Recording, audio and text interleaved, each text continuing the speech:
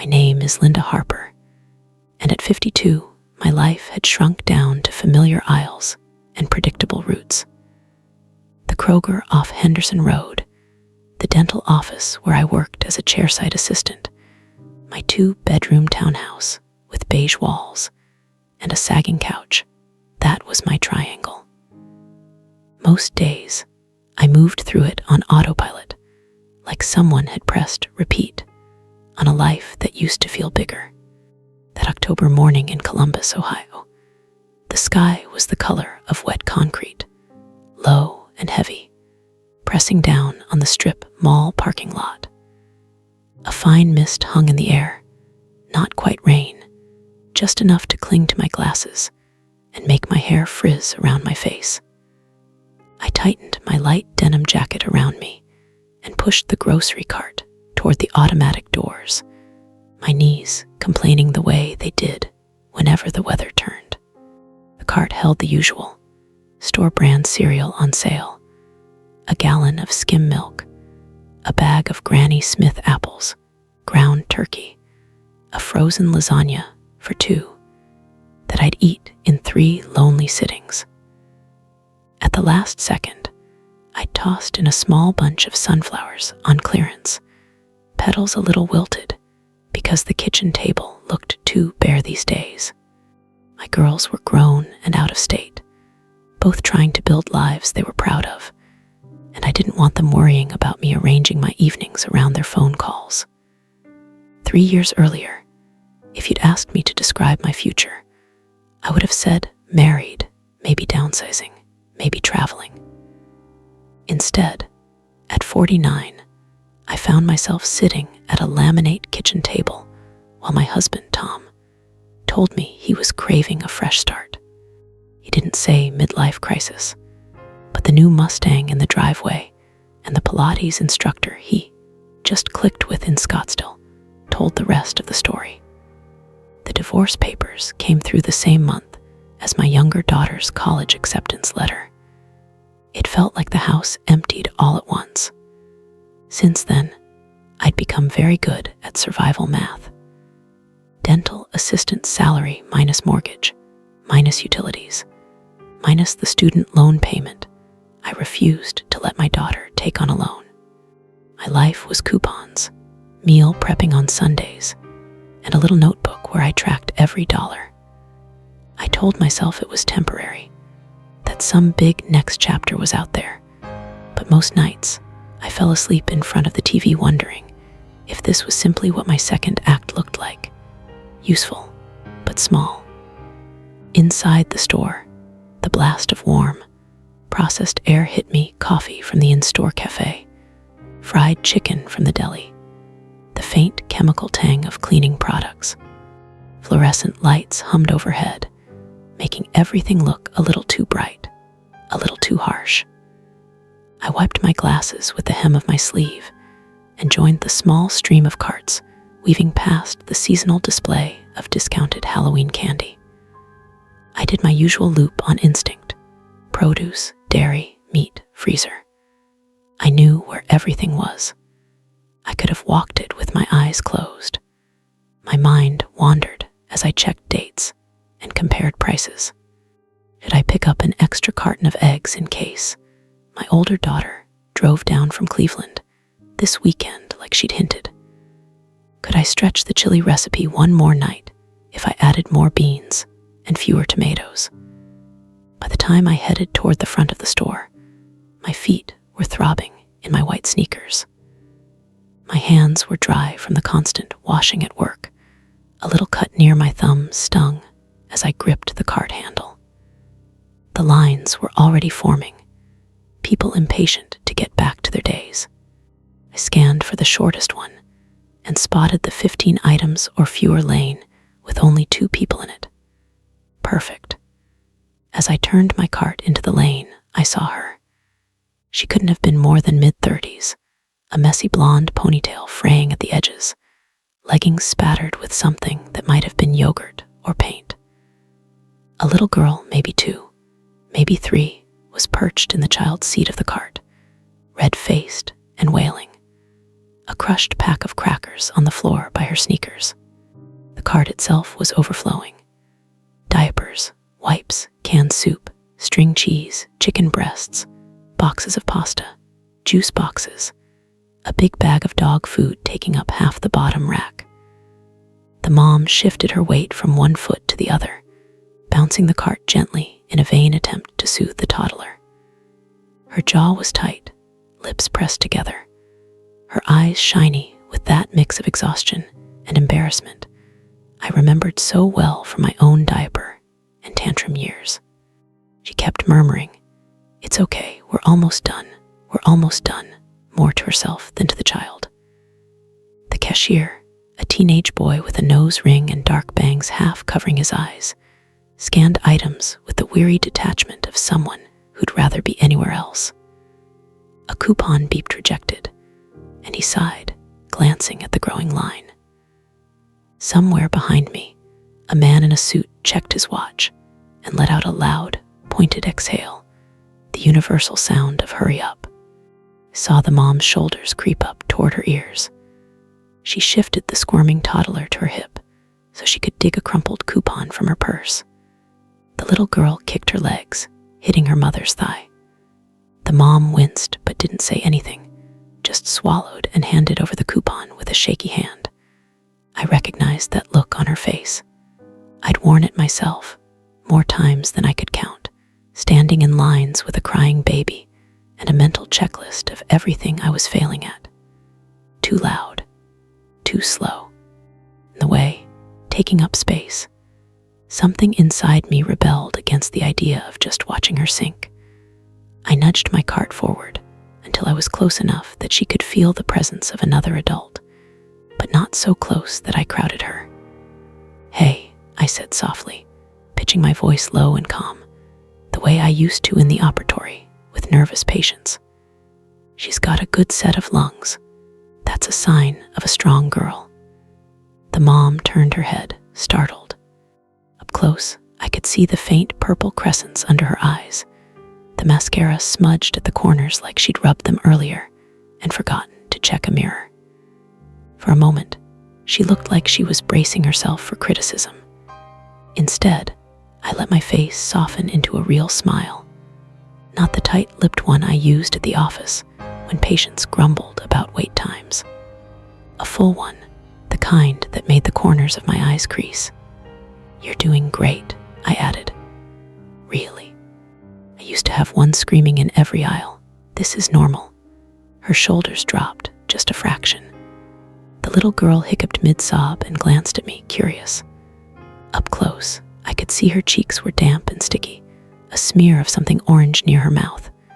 I bent down slightly so I was more on her level. "You okay, kiddo?" I asked gently. "Long day," the toddler sniffled. "Cracker fell," she whispered, as if revealing a great tragedy. "Ah," I said, "the worst." I straightened up and rummaged absent-mindedly through my purse. I always kept a little stash of things: mints, tissues, a spare travel-size pack of fruit snacks for long days at the office. My fingers brushed the familiar plastic crinkle, and I pulled out the fruit snacks. "Would it be okay if I offered her these?" I asked the mom. "No pressure, just a distraction if you want one." For the first time, the mom's mouth twitched into a half-smile. "Are you an angel?" she muttered, then shook her head. "Sorry, that sounded weird.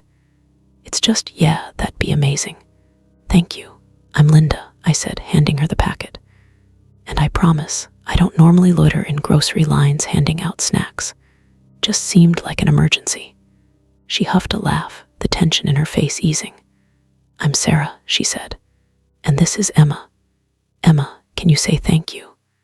The little girl clutched the fruit snacks like treasure, eyes wide.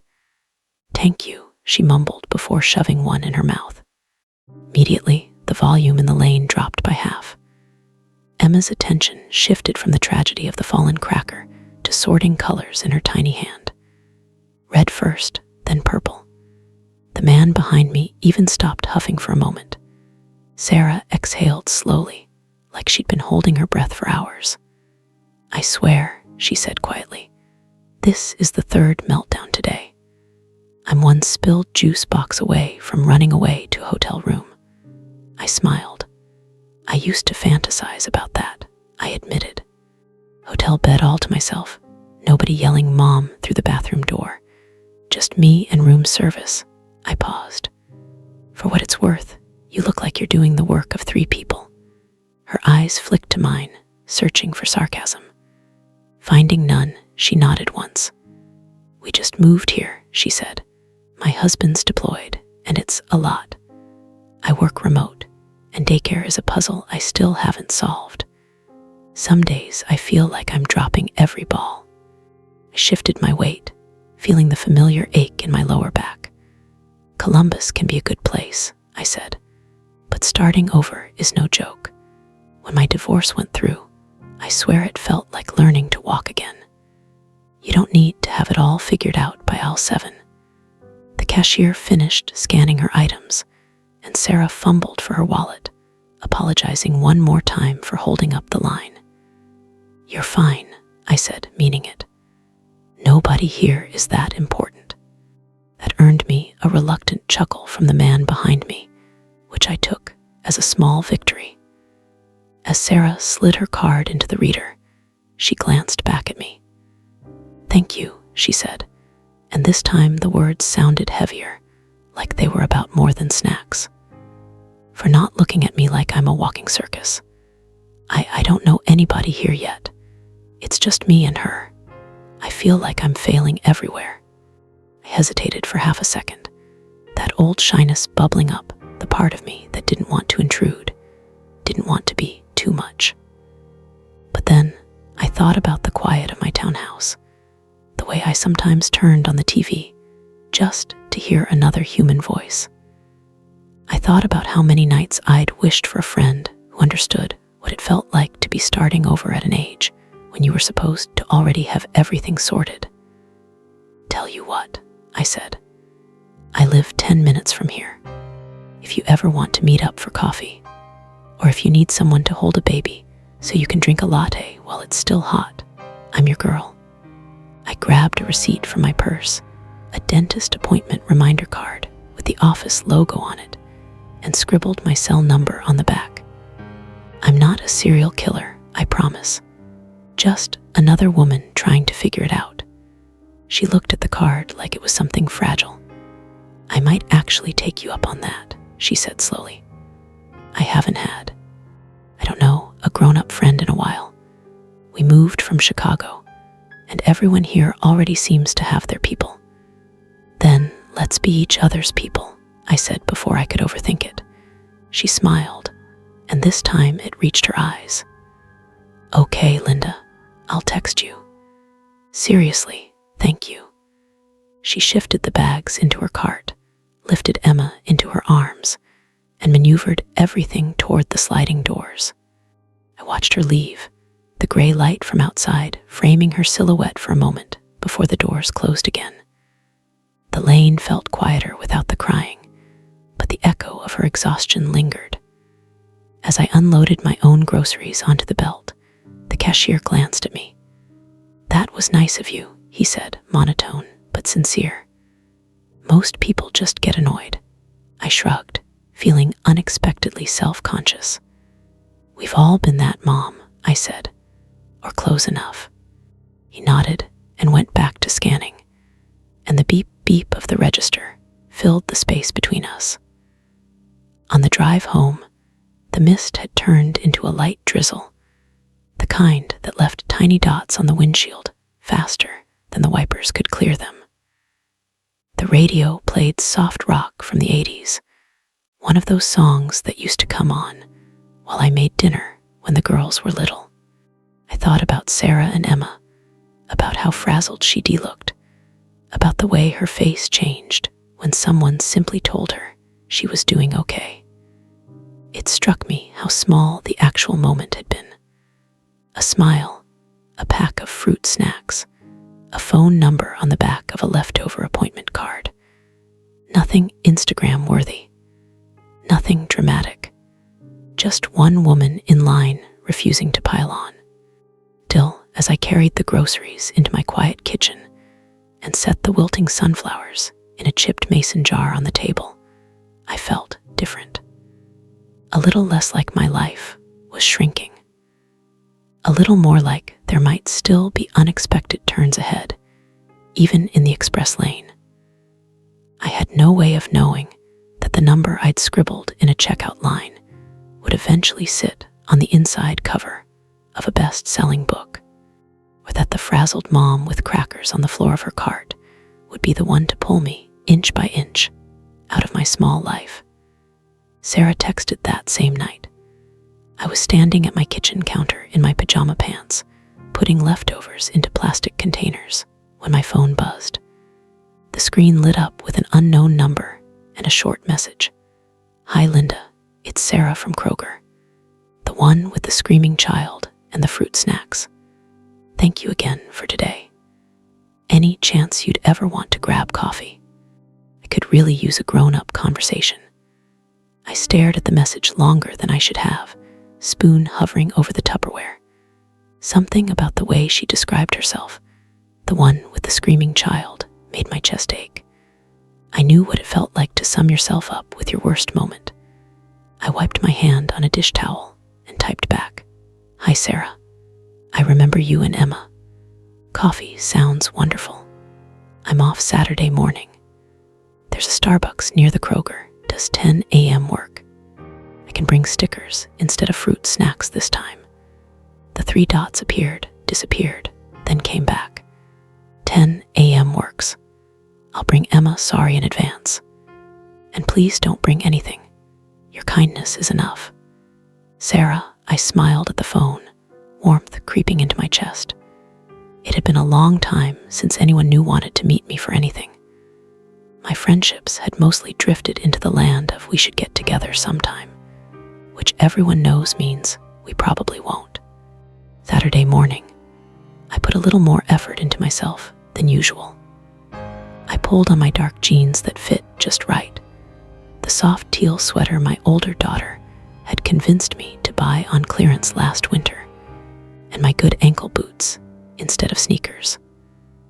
I spent a few extra minutes with my curling iron, coaxing my shoulder-length brown hair into gentle waves instead of just letting it hang. When I caught my reflection in the hall mirror, I paused. There were the familiar soft lines around my mouth, the faint creases on my forehead, but my eyes looked curious. Awake, I grabbed my purse, tucked a small sheet of flower stickers inside just in case, and headed out into the crisp fall air. The Starbucks parking lot was busy, leaves skittering across the asphalt like tiny runaway papers. Inside, the smell of roasted coffee beans wrapped around me, warm and comforting. The place hummed with soft conversation, the hiss of the espresso machine, the occasional call of a barista shouting out a drink name that sounded more like a sentence than an order. I spotted Sarah immediately at a small table near the window. She had Emma in a booster seat, a pile of crayons, and a coloring book spread out in front of her. A diaper bag slumped at her feet, half-zipped, a stuffed bunny ear poking out. Sarah wore a faded Ohio State sweatshirt and leggings, her hair pulled back in a neater ponytail than the grocery day. But the tired was still there, faint but undeniable. She saw me and broke into a smile that surprised me with its brightness. She waved, and I waved back before getting in line for my drink. Grand Pike, room for cream, I told the barista, and a chocolate milk for the little artist over there. When I brought the tray over, Emma's eyes widened. "Chocolate?" she asked, like she couldn't quite believe her luck. "If Mom says it's okay," I said. Sarah laughed. "At this point, if it keeps her from melting down, I'd approve espresso." She nodded. "Chocolate milk is perfect. You didn't have to do that." "Trust me, I remember the currency of small treats," I said, sliding into the chair. I placed the sheet of stickers near Emma's coloring book. Her mouth formed a tiny O. Stickers, she squealed. "Again," Sarah said, shaking her head with a smile. "You really didn't have to." but I'm so glad you did." We settled into an easy conversation, the kind that surprised me with how quickly it felt natural. Sarah told me about Chicago, about the tight-knit neighborhood they'd left behind, the drop-in friends, the familiar playgrounds. Her husband had been in the military for years, but his deployment schedule had gotten more intense. When his orders came for an extended overseas tour, they decided she'd move to be closer to his parents in Ohio for support. Only, his parents' health had started to decline, and they weren't able to help like she'd hoped. "I thought I'd be juggling work and a village," she said, stirring her latte absent-mindedly. "Instead, I'm juggling work, a toddler, and a whole lot of silence." I nodded. "Silence can be a lot louder than people think," I said quietly. I told her about my divorce, how Tom had come home one day with that careful tone men use when they've already made a decision and just want you to agree to it. How my oldest had been at college, my youngest finishing high school, and how I tried to be gracious while my insides felt like someone had taken a bat to them. I went from being part of a pair to Googling how to fix a leaky sink. At 2 a.m, I said, "I still have no idea what I'm doing half the time. I just do it anyway because no one else is going to." Sarah's eyes softened. "How long ago was that?" 3 years, I said. "Long enough that people assume you're over it. Short enough that some days you look at the empty side of the bed and want to scream." She nodded slowly. "I think people underestimate how much women our age have to reinvent," she said. "It's like we're supposed to have the big life questions figured out, and then life just laughs and throws a plot twist at us." I took a sip of my coffee, feeling its warmth spread through my chest. "So what's your thing?" I asked. "Besides keeping a small human alive and apparently mastering the art of pushing overstuffed carts." She smiled. "I'm a copywriter," she said. "I do marketing content, mostly for small businesses. Websites, email campaigns, product descriptions.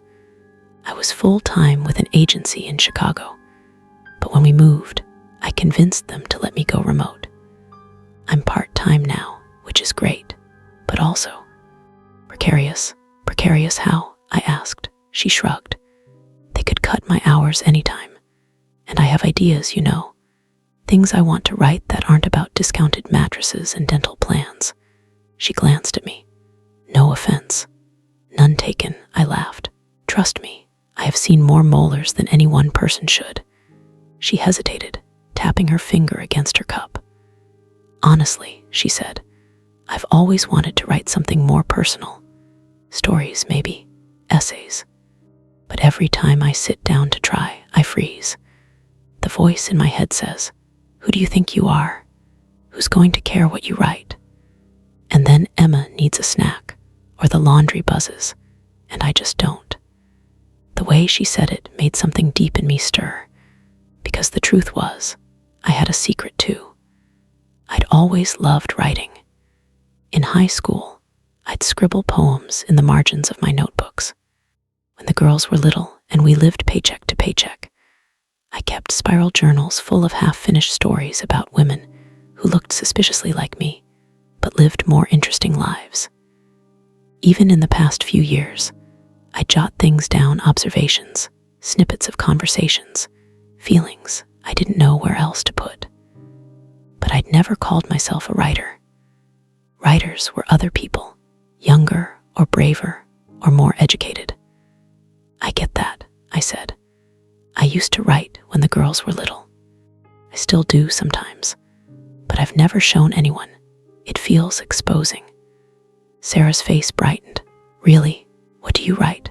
"Oh, I said, waving a hand, suddenly shy. "Little scenes, thoughts, nothing worth anything." "Don't say that," she replied, her voice firm. "If you write, it's worth something. You're capturing life. That matters." Emma held up her coloring book then, a page half filled with wild scribbles and stickers. "Look, Mommy," she said proudly. "I made it pretty." "You did," Sarah said, kissing the top of her head. "It's beautiful." I looked at the page color outside the lines, stickers crooked and overlapping, and thought, that's what our lives look like. Messy, imperfect, but still worth hanging on the fridge. The conversation drifted to everyday things: daycare costs, favorite takeout places, the best playgrounds in Columbus. We compared grocery store hacks, laughed about the weird quirks of our neighbors, and discovered we both had a soft spot for those cheesy holiday movies where everything is lit like a Hallmark card. Time moved faster than I expected. Before we knew it, 2 hours had passed, and Emma was starting to squirm, her patience and sugar high wearing off. I should get her home for a nap, Sarah said, standing and stretching. But this was really nice. It was, I agreed. Let's do it again. We can rotate between Starbucks and my place. I make a mean pot of chili. I'd like that, she said. She hesitated, then added, I haven't felt this seen in a long time. Thank you for not treating me like I'm just the mom with the meltdown in aisle 5. Hey, I said, we all have our aisle 5 moments. You're more than that. As we walked out to our cars, the air had shifted. The earlier chill had given way to a soft, weak sunlight breaking through the clouds. The parking lot smelled like damp pavement and coffee grounds from the dumpster out back. I buckled my reusable bags into the front seat, an odd little habit I'd picked up to keep them from falling. Before I could get in, Sarah called out to me from her SUV. Hey, Linda. Yeah, would you ever want to swap writing sometime? She asked. Like, you show me what you've written, I show you mine. No pressure, just accountability. The question caught me off guard. My first instinct was to say no, to protect the little world I had on those notebook pages. But the way she asked, hopeful, not pushy, made me pause. Maybe, I said slowly. Let me think about it, she smiled. That's all I'm asking. She drove off in a spray of wet leaves, and I stood there for a moment, keys in hand, heart beating faster than a simple coffee date should warrant. The idea of sharing my writing with another human being made my stomach twist, but underneath the fear, there was a flicker of excitement. On Sunday afternoon, after church and laundry and bills, I pulled out the box from the back of my bedroom closet. Inside were my old journals spiral-bound, some with covers peeling at the edges. I sat cross-legged on the floor and started to read. There were pages about sleepless nights with colicky babies, written in loopy, exhausted handwriting. Angry entries from the early days of the divorce, words scratched so hard the pen nearly tore the paper. Softer pieces about the way the light hit the kitchen counter at 7 in the morning, the sound of my daughter's laugh echoing down the hallway, the strange, quiet comfort of grocery store aisles. Some of it was awful. Some of it was not awful. The next time Sarah and I met up, it wasn't at Starbucks. It was at my house on a Tuesday night after Emma had gone to bed. Are you sure you're okay driving over? I had texted. You must be exhausted. Exhausted is my baseline, she'd replied. I'll bring my laptop and some cookies. You make coffee. Deal. Deal. I tidied the living room more than usual, straightening throw pillows, clearing the coffee table of old magazines, lighting a vanilla-scented candle to combat the faint smell of last night's stir-fry. My townhouse was modest, but cozy, with mismatched furniture collected over the years, and framed photos of my daughters on the walls. Sarah arrived in leggings and an oversized cardigan, hair in a messy bun, laptop bag slung over her shoulder. She slipped off her shoes at the door and looked around. This is so homey, she said. I love it. Homey is a nice way of saying IKEA meets thrift store, but I'll take it, I joked. We settled on the couch, steaming mugs of coffee on coasters, a plate of chocolate chip cookies between us. I'd placed a journal on the coffee table, face down, like a secret waiting to be revealed. Sarah noticed it. Is that, I brought one, I said, my voice a little shaky. From a couple years ago. Some of the pieces are short. I thought maybe I could read you one, and if you don't run screaming, we'll go from there. She smiled. I promise not to run. I can't run anyway. I'm too tired. I laughed, took a deep breath, and flipped the journal open. My fingers found a page I remembered well, something I'd written about the grocery store on a different day, years before I met Sarah. I began to read aloud. It was a short scene about standing in line behind an elderly man who counted out coins one by one. The way people behind him shifted and sighed. The way I'd watched his hands tremble as he tried to get it right. I read about how I'd stepped forward and quietly covered the last dollar with my own, how he'd looked at me with watery blue eyes and said, "People don't usually wait for me. Thank you for waiting." When I finished, my hands were trembling slightly. I braced myself for polite praise, the kind you give a child who shows you a drawing. Instead, Sarah was quiet for a moment. Then she said, "That was beautiful, Linda. Really. You notice things other people walk right past, and you put them into words in a way that makes me feel like I was there." Heat rose to my cheeks, both from embarrassment and a strange, unsteady pride. "It's just a little piece," I said. "It's a little piece that makes my heart hurt in a good way," she replied. "You have a voice. You know that, right?" I didn't know that. But hearing her say it made it feel possible. We traded pieces that night.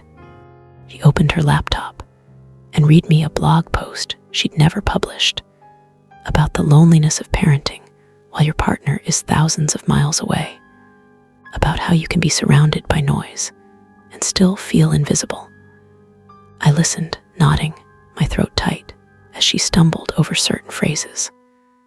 "That line," I said when she finished, pointing to a sentence where she described folding tiny pajamas alone at midnight. "That line is going to break people in the best way." It broke me. She flushed, looking pleased and bashful all at once. That night became the first of many. We settled into a routine. Every other Tuesday, after Emma's bedtime, Sarah would come over with her laptop and a snack. I'd brew coffee, sometimes tea if it was late, and we'd sit at my dining table or on the couch, trading pieces and giving each other gentle feedback. Sometimes we got sidetracked by talking about life, the frustrations of remote meetings, the rising cost of everything, the ache of missing people we'd lost or left behind. But we always came back to the words. We called it our little workshop, joking about charging admission one day. One chilly evening in November, as wind rattled the windows and a pot of chili simmered on the stove, Sarah slid a printed document across my table. "I want to show you something," she said. "It's rough, but I think there's something here." I picked it up and started reading. It was an essay written in the second person. "You are in the grocery store," it began. "Your child is screaming, your cart is full, your heart is empty. You brace for judgment and instead find a smile." My chest tightened. As I read, I realized she had written about the day we met, but from her eyes.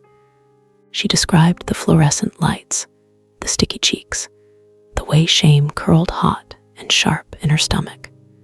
She wrote about the sound of my voice, low and steady, and the strange, almost physical relief she felt when someone told her she was doing okay. By the end of the essay, my eyes were wet. "This is me," I said, my voice small. "It's us," she corrected gently. "It's what happens when women stop pretending everything is fine and just show up for each other in the messy moments." I swallowed hard. "It's really good," I said, "like publishable good." "Do you think so?" she asked, anxiety flickering in her eyes. I was thinking of starting a blog, or maybe a newsletter.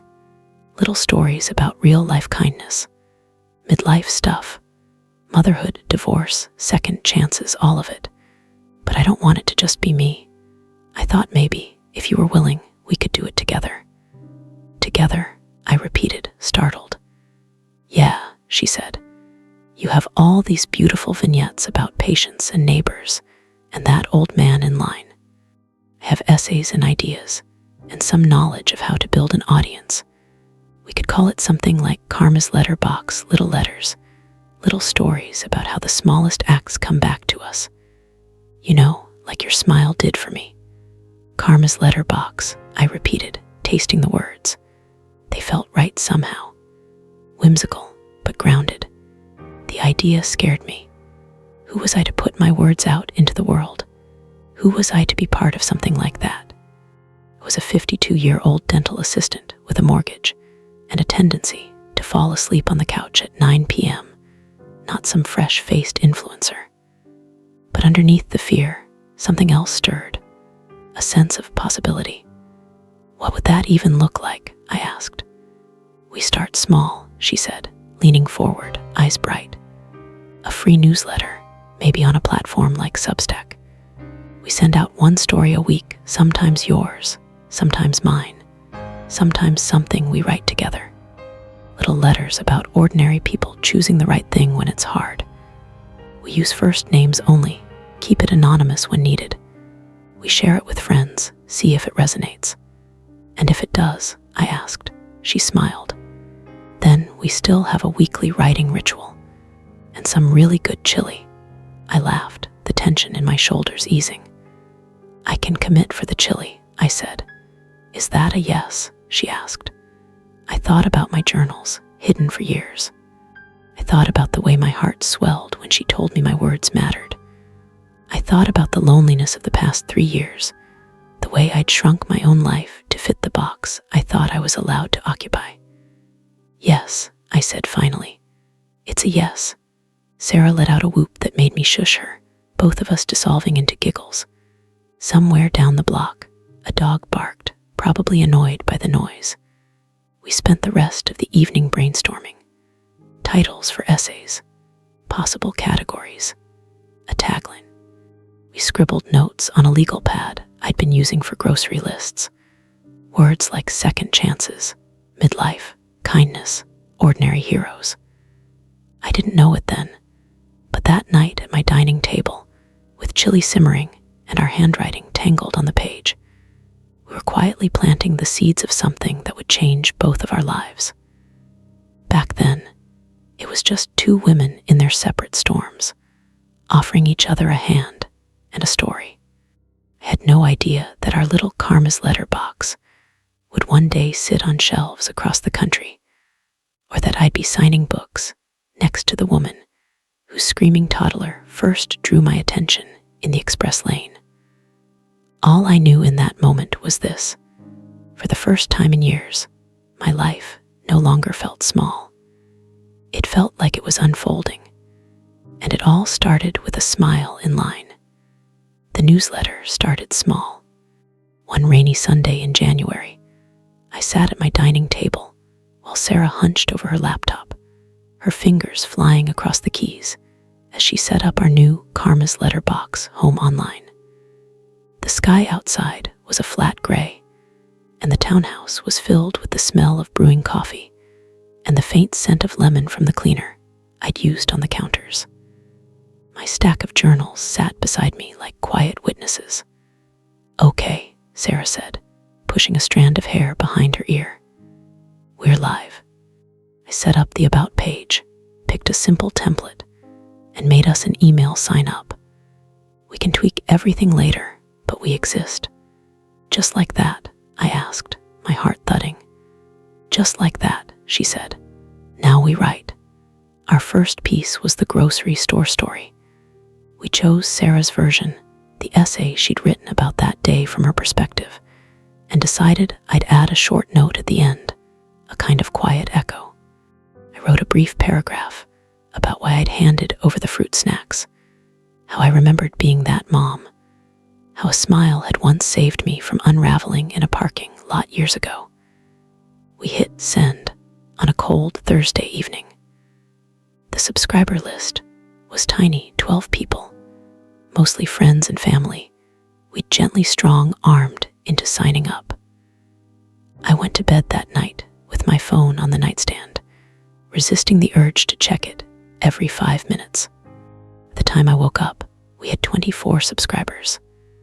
Someone forwarded it, Sarah texted, sending a screenshot. A friend of a friend shared the link in her group chat. People are replying. She forwarded me messages, a woman in her 50s saying, "This made me cry in the best way. I thought I was the only one losing it in public." Another, a grandmother, wrote, "I wish someone had written this when I had toddlers. Please keep going." Week after week, we sent out stories. Sometimes I wrote them, little vignettes about the widower down the street who shoveled 3 extra driveways every snowstorm, or the nurse at our dental office who quietly paid for a patient's filling when she found out the woman had lost her job.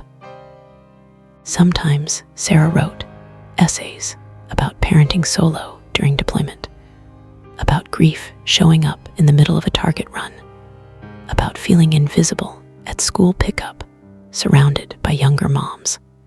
We wrote about women in their 40s, 50s, 60s, nurses, cashiers, church volunteers, grandmothers who took in grandchildren, divorced women learning to sleep in the middle of the bed again. We kept the tone honest, not sugary. Some stories ended in tears, some in small smiles, but all of them circled back to the same quiet truth. Little acts of decency matter more than we think. Our list grew slowly, 50 subscribers, then 100. Someone shared us in a Facebook group, Sarah would say, eyes bright, as she showed me the analytics on her laptop. "Look, we've got readers in other states. Someone in Texas is opening our emails," I marveled one night, pointing to a map with colored dots. "I don't know anyone in Texas." "Now you do," she said. We developed a rhythm. On Monday nights, after her bedtime routine with Emma and my quiet dinner for one, we'd hop on video calls in our sweatshirts and glasses, hair in messy buns. We'd talk through story ideas, trade drafts, and push each other gently to go deeper where we were skimming the surface. "You're holding back here," I'd tell her. "You say you were frustrated, but what did that feel like in your body?" "Your ending is too neat," she'd tell me. "Real life doesn't wrap up that easily. Can you leave a little tension?" As the months passed, the newsletter became more than a hobby. It became an anchor. The dental office where I worked changed hands that spring. New dentist cut hours, shaking things up, and I felt my own job security wobble. Meanwhile, Sarah's agency hinted at restructuring, and her remote role felt less guaranteed. We were both very aware that our rent and groceries depended on paychecks that could vanish with a single meeting invite. Karma's letterbox didn't erase those worries, but it gave us something else, a sense of purpose we hadn't felt in years. One evening, about 8 months in, Sarah called me, breathless. "Are you near your computer?" she asked. "I'm near my stove," I said. "Does that count?" "Close enough," she said. "We just got a shout out in another newsletter, a big one." She texted me the link. A popular midlife-focused newsletter had included a short blurb about us. "If you love honest, tender stories about everyday kindness, check out Karma's letterbox, a gem from 2 women who know midlife doesn't mean your story is over." Within a week, our subscriber count tripled. My inbox filled with replies from women in their late 40s, 50s, and 60s. Some were divorced, some widowed, some still married, but lonely in their own homes. They wrote about teenagers slamming doors, about parents in nursing homes, about starting over and being tired and still wanting more. One email lodged itself in my heart. "I'm 61, it read. "I thought life had passed me by. Your stories make me feel like maybe I'm not done yet." I sat at my kitchen table, reading that line over and over, my own eyes blurring. "You realize," Sarah said on the phone that night, "you wrote the piece she's talking about." It was an essay I'd written about turning 52 and feeling like the world saw me as background noise. I described watching younger women in the grocery store, in the office, at the gym, wondering when exactly I'd slipped into invisibility. The ending was simple. A stranger had held the door for me and said, "You go ahead. I'm not in a hurry," in a way that made me feel genuinely seen. "This is a thing, Linda," she said. "What we're making. It's helping people." "It's helping me," I admitted. We kept going. About a year into the newsletter, Sarah got an email that changed everything. It came on a Tuesday afternoon while she was on a video call with a client. She texted me a screenshot afterward, her messages a flurry of capital letters. "An editor just wrote us," she wrote, "from a real publishing house. She's been reading the newsletter for months. She wants to talk." My first reaction was disbelief. "Are you sure it's not a scam?" I typed back. "Already checked," she replied. "It's real." She referenced specific stories. She loves our focus on midlife women and everyday kindness. She thinks there might be a book here. I sat down before my knees gave out. A book. We scheduled a video call with the editor for the following week. The night before, I barely slept. My mind spun with doubts. Who did I think I was, sitting on a call with a New York editor? I rehearsed introducing myself out loud. "Hi, I'm Linda. I'm a dental assistant in Ohio, and I write little stories in my spare time." It sounded so small next to Sarah's. "I'm a copywriter and content strategist." When the call started, I sat in my living room in my best blouse, a shelf of books behind me, trying to look like I belonged. The editor, a woman in her 40s with dark-rimmed glasses and a warm smile, greeted us like old friends. "I feel like I already know you both," she said. "Your voices are so clear in your letters." We talked about the newsletter, about our readers, about the common threads we saw in their responses. The editor said she believed there was space in the market for a collection of stories centered on midlife women and the quiet power of kindness, something that wasn't saccharine, but real and grounded. "I'm not talking about a self-help book," she said. "I'm talking about narrative braided stories, maybe some gentle reflection. Something a woman can curl up with at the end of a long day and feel less alone." As she spoke, I felt my skepticism slowly transform into a tentative, fragile hope. Over the next few months, we worked on a book proposal with her guidance. We chose some of our most resonant newsletter pieces and revised them, deepening themes, adding context. We wrote new material, 2 stories we'd been saving, stories from women we'd interviewed after their emails moved us. We built sections around ideas like starting over, invisible no more, and passing it on.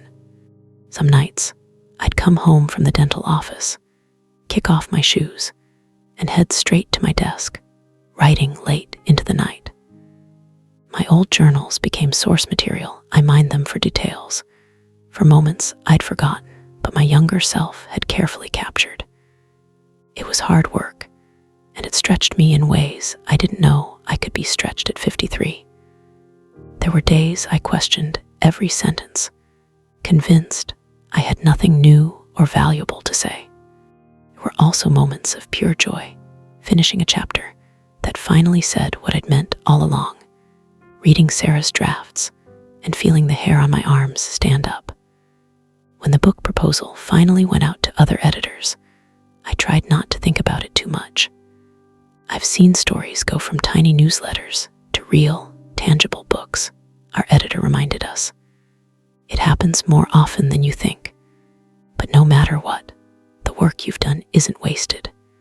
You've already built something important. A few weeks later, the call came. We were sitting together at my dining table, laptops open, legal pad in the middle, a half-eaten plate of brownies between us, when Sarah's phone rang. She put it on speaker. Our editor's voice came through, calm but excited. "We have an offer," she said. "They want to publish Karma's letter box as a collection."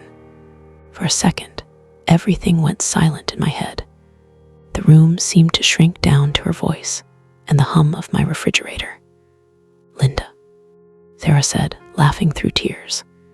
"Say something." "I don't know what to say," I stammered. "Are you sure? Like, sure. "I am," the editor said. I could almost hear her smile. "You two have struck a chord. This isn't just about kindness. It's about midlife women seeing themselves on the page. That's rare. And honestly, it's needed." I put my hand over my mouth as tears pricked my eyes. I'm a dental assistant," I blurted, my old script trying to creep back in. "You're a writer," she corrected gently. "You're both writers. Let's make a book." The months that followed were a whirlwind of edits, emails, and small miracles. We revised the manuscript down to the tiniest detail, tweaking sentences, trimming repetition, strengthening the arc. Our home base remained the same: my dining table, the Starbucks where we first met, Sarah's living room when Emma was homesick and needed her nearby. We argued about commas, laughed about old drafts, and cried over stories we'd written years apart that somehow spoke to each other. On the publication side, there were things I'd never thought about before: cover designs, back of book copy, pre-orders. We worked with a designer who captured exactly what we wanted: a mailbox on a quiet street at golden hour, little envelopes spilling out like petals. The day the first box of author copies arrived at my townhouse, I almost didn't open it. The cardboard sat on my kitchen table, heavier than it looked. My name was on the label, my heart in my throat. "Do you want me to do it?" Sarah asked, hovering near the counter, phone ready to record if I let her. "I'm scared," I admitted. "If it's real, it changes things. If it's not, I wake up from a nice dream." She smiled softly. "It's real either way. Open it." I slit the tape with a kitchen knife, peeled back the flaps, and there it was. Karma's letter box, our names on the cover.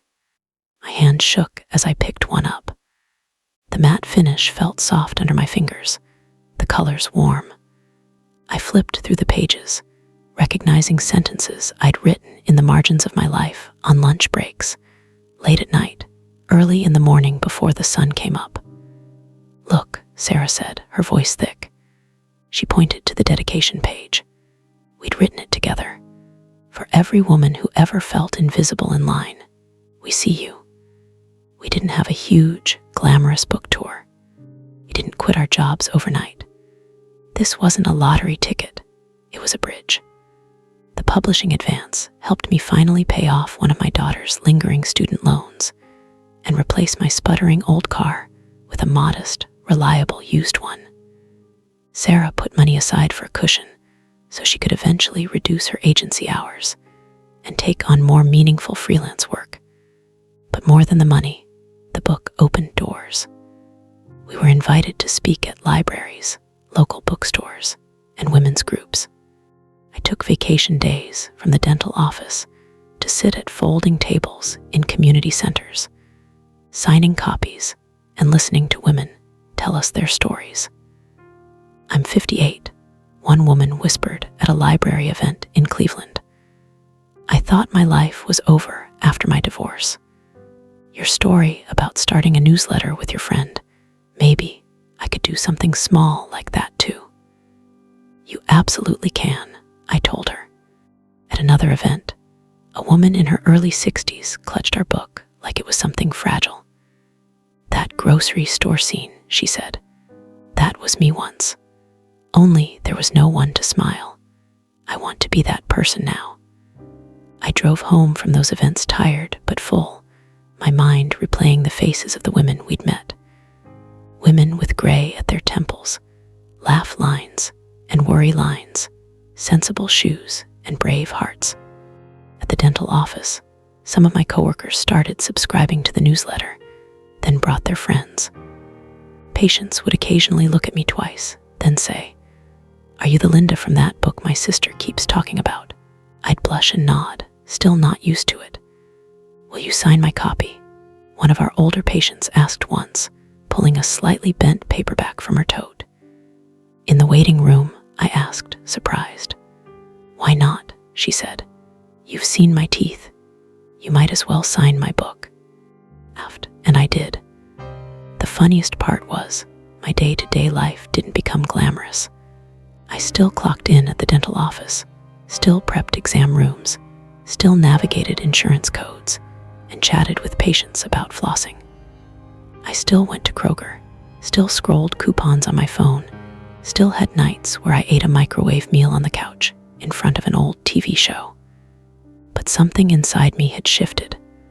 My life didn't feel small anymore. It felt layered.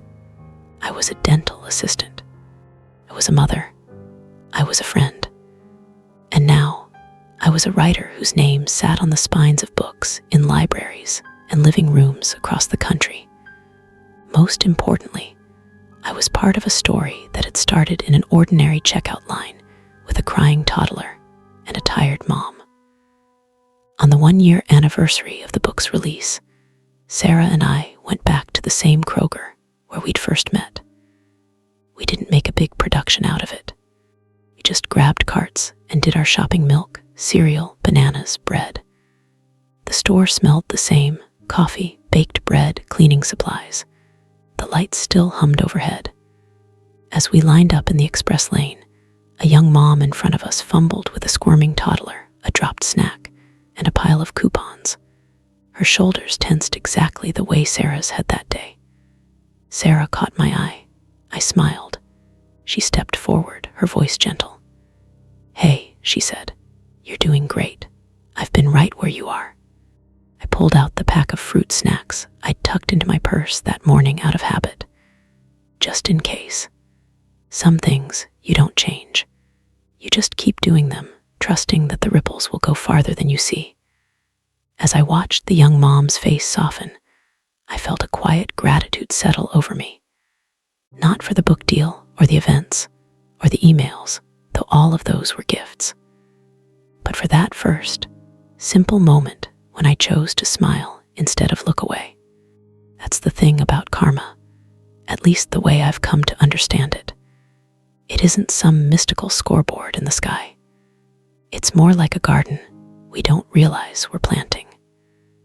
Every time we choose kindness when we're tired, every time we offer a hand when it would be easier to stay in our own lane, we tuck a little seed into the ground. Most of the time, we don't see what grows from it. But sometimes, like I did, you live long enough and stay open long enough to watch it blossom into something you never could have planned. If you're listening to this and you're somewhere in that 45-65 stretch, maybe with aching knees, or a quiet house, or a heart that's been broken more than once, I want you to hear me. You are not done. You might feel invisible in line, at work, even in your own home. You might believe your story has shrunk to bills and errands, and making sure everyone else is okay. But there is still room for new chapters, friendships you haven't made yet, ideas you haven't tried, words you haven't said out loud. Maybe your karma's letterbox won't be a book or a newsletter. Maybe it will be the art class you finally sign up for, the side business you test with 3 clients, the support group you start in a church basement, the grandchild you read stories to every Thursday. Maybe it will simply be the choice to look another woman in the eye and say, "I see you. You're doing great." Don't underestimate the power of your small, consistent goodness. It doesn't have to be flashy to be life-changing. My entire second act, this friendship, this work, this book, grew out of a single moment in an express lane when I was just being who I'd always tried to be. So the next time you're in line behind a stressed mom, or sitting next to a quiet woman at work, or standing in front of a mirror wondering when exactly you became background noise, remember this: you are not background. You are the story. And somewhere, in ways you may not see yet, your kindness is already writing the next chapter.